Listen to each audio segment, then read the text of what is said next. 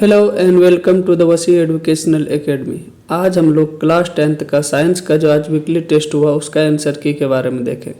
यदि आप board exam की बेहतर तैयारी चाहते हैं तो इस चैनल को सब्सक्राइब करें और ज़्यादा से ज़्यादा दोस्तों के साथ शेयर करें ताकि उसे भी फ़ायदा हो सके। चलिए देखते हैं क्या है। पहला ही क्वेश्चन क्या है कि विद्युत आवेश का एसआई मात्रक है। ये अगर क्वेश्चन पूछा है तो इसका ऑप्शन क्या हो जाएगा, सी इज करेक्ट, यानी विद्युत आवेश का एसआई मात्रक क्या होता है, कूलम। अगला क्वेश्चन क्या पूछा है, यदि किसी चालक की किसी भी अनुप्रस्थ काट के समय टी में नेट आवेश क्यू प्रवाहित होता है तब उस अनुप्रस्थ काट से प्रवाहित विद्युत धारा आई होगा। अगर ये पूछा है तो इसका आंसर क्या हो जाएगा, बी, यानी आई बराबर क्या होगा, क्यू बटे टी। अगला क्वेश्चन क्या है, परिपथ में एमीटर को किस क्रम में जोड़ा जाता है। अगर ये क्वेश्चन पूछा है कि परिपथ में एमीटर को किस क्रम में जोड़ा जाता है, क्या श्रेणी क्रम में, क्या पार्श्व क्रम में, या दोनों में, या इनमें से कोई नहीं, तो ऑप्शन हमारा क्या हो जाएगा, ए इज करेक्ट हो जाएगा, यानी किसको श्रेणी क्रम यानी सीरीज में जोड़ा जाता है एमीटर को। अगला क्वेश्चन क्या पूछा है, अर्हेनियस के अनुसार क्षारक के जलीय विलयन में होता है। अगर ये क्वेश्चन पूछा है कि अर्हेनियस के अनुसार क्षारक के जलीय विलयन में क्या होता है तो क्या होता है, ऑप्शन नंबर बी करेक्ट, यानी OH माइनस आयन होता है अर्हेनियस के अनुसार क्षारक के जलीय विलयन में।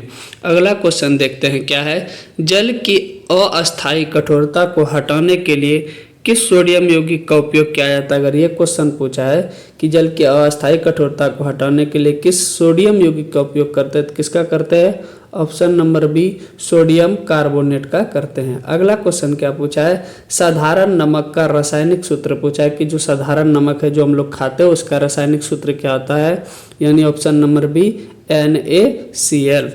अगला क्वेश्चन क्या है, अलैंगिक जनन मुकुलन द्वारा होता है। अगर ये क्वेश्चन पूछा है तो इसका ऑप्शन नंबर सी क्या हो जाएगा, बी इज करेक्ट हो जाएगा, यानी ईस्ट में। अलैंगिक जनन मुकुलन द्वारा होता है किसमें, ईस्ट में। अगला क्वेश्चन क्या पूछा है, पराग कोश में होते हैं। अगर ये क्वेश्चन पूछा है कि पराग कोश में होता है तो क्या होता है, पराग कोश में परागकण, यानी ऑप्शन नंबर डी हमारा क्या हो जाएगा, करेक्ट हो जाएगा कि पराग कोश में क्या होता है, परागकण। अगला क्वेश्चन पूछा है, किसी समष्टि को अपना अस्तित्व बनाए रखने के लिए कौन प्रक्रिया आवश्यक है। यानी अगर सबसे आवश्यक वाली बात किया जाए कि समष्टि को अपना अस्तित्व बनाए रखना है तो उसका कौन सा सबसे प्रक्रिया महत्वपूर्ण होगा, कौन सा होगा, वो जनन यानी रिप्रोडक्शन।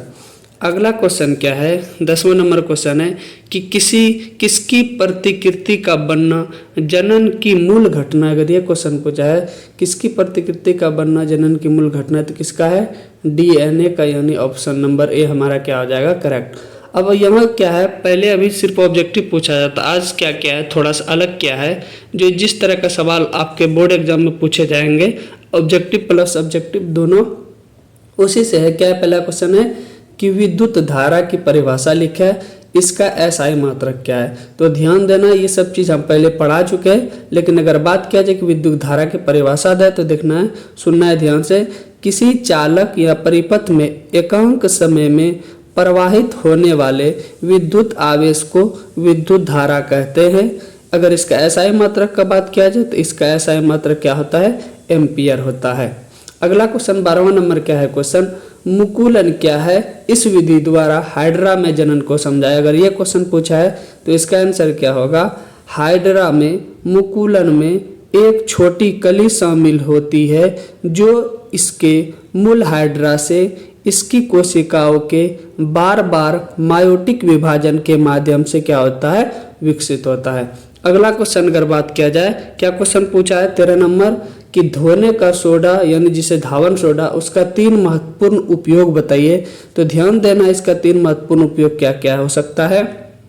पहला अगर बात करें घरों में सफाई एजेंट के रूप में, दूसरा अगर बात करें कागज, कपड़ा, साबुन और डिटर्जेंट आदि के उद्योगों में, अगर तीसरा का बात किया जाए पानी को नरम करने में या कांच निर्माण में आदि, इस सब में क्या होता है, धावन सोडा का उपयोग होता है।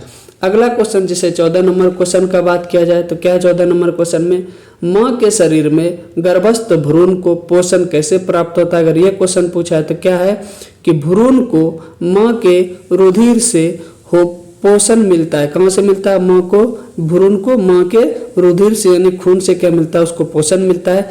इसके लिए एक विशेष संरचना होती है जिसे क्या कहा जाता है, प्लेसेंटा कहते हैं। उसे क्या कहते हैं, प्लेसेंटा। अगला क्वेश्चन क्या पूछा है कि प्लास्टर ऑफ पेरिस का रासायनिक सूत्र, रासायनिक नाम, बनाने की विधि एवं जल के साथ अभिक्रिया लेकर। अगर ये क्वेश्चन पूछा है तो प्लास्टर ऑफ पेरिस का रासायनिक सूत्र क्या होता है, CaSO4 इंटू हाफ H2O। और अगर इसका जल के साथ अभिक्रिया करें तो इसमें जोड़ देंगे 1/2 H2O और क्या मिलके बन जाएगा, CaSO4 इंटू 2H2O। अगला क्वेश्चन क्या पूछा है, उभयलिंगी फूल के अनुप्रस्थ काट के विभिन्न जनन अंगों का नामांकित चित्र, यानी आपसे पूछा है कि जो उभयलिंगी फूल है उसका जनन नामांकित चित्र बनाना है।